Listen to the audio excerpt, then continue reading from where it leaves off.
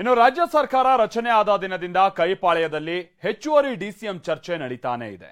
ಈ ಮಧ್ಯೆ ಲೋಕಸಭಾ ಚುನಾವಣೆ ಬಂದಂತಹ ಸಂದರ್ಭದಲ್ಲಿ ಎಲ್ಲವೂ ಕೂಡ ಕೊಂಚ ತಣ್ಣಗಾದಂತಹ ರೀತಿಯ ಕಂಡು ಬರ್ತಾ ಇತ್ತು. ಅದ್ಯಾವಾಗ ಲೋಕಸಭಾ ಚುನಾವಣಾ ಫಲಿತಾಂಶ ಹೊರಬಿತ್ತೋ ಕೈ ಮನೆಯಲ್ಲಿ ಹೆಚ್ಚುವರಿ ಡಿಸಿಎಂ ಚರ್ಚೆ ಈಗ ಮತ್ತೆ ಬಹಳ ದೊಡ್ಡ ಮಟ್ಟದಲ್ಲೇ ಮುನ್ನೆಲೆಗೆ ಬಂದಿದೆ. ಡಿಕೆ ಶಿವಕುಮಾರ್ ಜೊತೆಗೆ ಮೂವರನ್ನ ಡಿಸಿಎಂ ಮಾಡುವಂತೆ ಒಂದು ತಂಡ ಪಟ್ಟು ಹಿಡಿದಿದೆ. ಇನ್ನು ಸಚಿವ ಕೆಎನ್ ರಾಜಣ್ಣ ಅವರಂತೂ ಅವ್ರು ಕೊಡ್ತಾ ಇರುವಂತಹ ಹೇಳಿಕೆಗಳು ಕಾಂಗ್ರೆಸ್ನಲ್ಲಿ ಹೊಸ ಸಂಘರ್ಷಕ್ಕೆ ನಾಂದಿ ಹಾಡ್ತಾ ಇದೆ.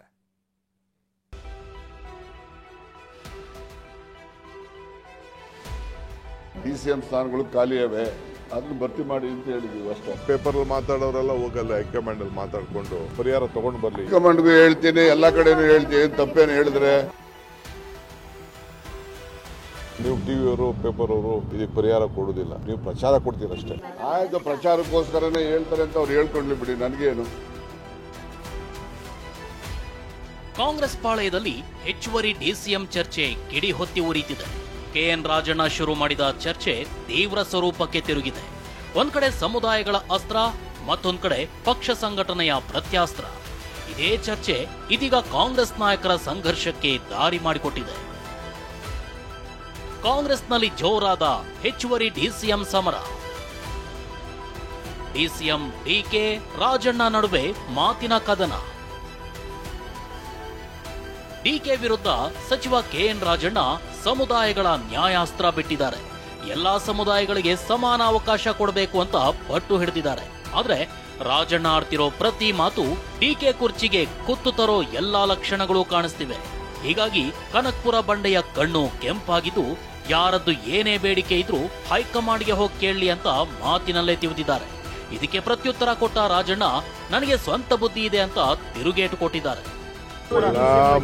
ಪೇಪರ್ ಮಾತಾಡೋರೆಲ್ಲ ಹೋಗಲ್ಲ, ಹೈಕಮಾಂಡ್ ಅಲ್ಲಿ ಮಾತಾಡ್ಕೊಂಡು ಅವರೆಲ್ಲ ಪರಿಹಾರ ತಗೊಂಡು ಬರ್ಲಿ. ಏನೇನ್ ಬೇಕು ಪರಿಹಾರ ಯಾರು ಬೇಕಾದ್ರೂ ತಗೊಳ್ಳಿ, ಯಾರು ಏನ್ ಬೇಕಾದ್ರೂ ಪರಿಹಾರ ಹುಡ್ಕೊಂಡು ಬರ್ಲಿ, ಯಾರು ಬೇಡ.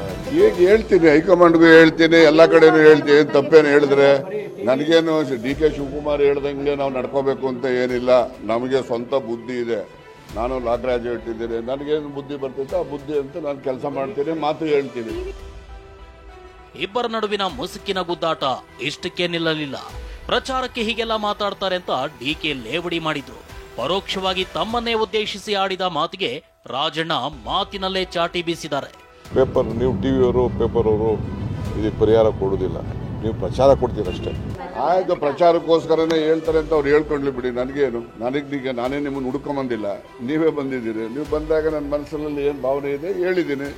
ಅದು ತಪ್ಪು ಸರಿ ಅಂತಕ್ಕಂಥದ್ದನ್ನು ಅವ್ರು ಯಾವ ರೀತಿ ಬೇಕಾದ್ರೂ ಅರ್ಥ ಮಾಡ್ಕೊಂಡ್ಲಿ, ನಂದೇನು ಅಡ್ಡಿ ಇಲ್ಲ ಅದಕ್ಕೆ. ಕೆಪಿಸಿಸಿ ಅಧ್ಯಕ್ಷ ಸ್ಥಾನದ ಮೇಲೆ ರಾಜಣ್ಣ ಕಣ್ಣು. ಇದಿಷ್ಟೇ ಅಲ್ಲ, ಡಿಸಿಎಂ ಸ್ಥಾನದ ಜೊತೆಗೆ ರಾಜಣ್ಣ ಕೆಪಿಸಿಸಿ ಅಧ್ಯಕ್ಷ ಹುದ್ದೆಯ ಮೇಲೂ ಕಣ್ಣಿಟ್ಟಿದ್ದಾರೆ. ಇದಕ್ಕೆ ಉತ್ತರ ಕೊಡ್ತೀವಿ ಅಂತ ಡಿಕೆ ಖಾರವಾಗಿ ಪ್ರತಿಕ್ರಿಯಿಸಿದ್ದಾರೆ. Up to the next parliament election you will continue as the president ಅಂತ ಹೇಳಿದ್ರು. ಮೂರಷ್ಟೇ ಅವ್ರು ಹೇಳಿದ್ದನ್ನು ಅವ್ರಿಗೆ ನೆನಪಿಸಿದ್ದೀನಿ, ನಂದೇನಲ್ಲ, ಮಾಡ್ಲಿ, ಅದಕ್ಕೆ ಉತ್ತರ ಕೊಡ್ತೀವಿ. ಸಿಎಂ ಹುದ್ದೆ ಖಾಲಿ ಇಲ್ಲ, ಡಿಸಿಎಂ ಹುದ್ದೆಗಳು ಖಾಲಿ ಇವೆ ಅಂತ ರಾಜಣ್ಣ ಮಾತನಾಡಿದ್ದಾರೆ.